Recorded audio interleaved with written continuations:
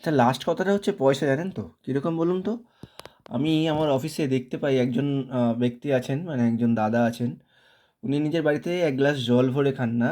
মানে ওনার টিফিন বক্সের মধ্যে কী টিফিন আছে, মানে আলটিমেটলি উনি কী টিফিন আছে যদি আমি জিজ্ঞেস করি, দাদা কী টিফিন এনেছেন, তো উনি জানেন না, বলে আমার বাবা, মানে আমার মা, আমার ওয়াইফ ভরে দিয়েছে, আমি জানি না, আমি দেখি না, এসব বুঝি না, আমি এক গ্লাস জল ভরে খাই না।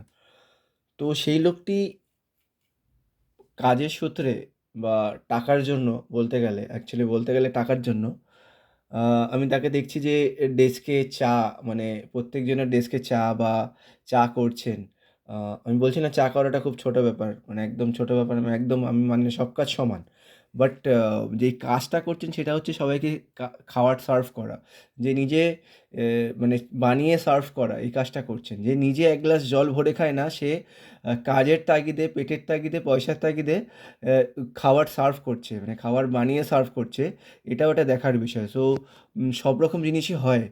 তো আল্টিমেটাম তো হচ্ছে ওই পয়সা। তো পয়সা ছাড়া তো মানে বুঝতেই পারছেন।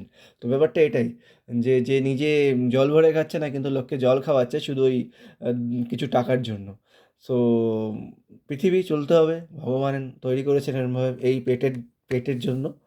আর খিদে আছে বলে সব, খিদে না থাকলে হতো না। তো চালিয়ে যাও, লড়ে যাও, এগিয়ে চলো।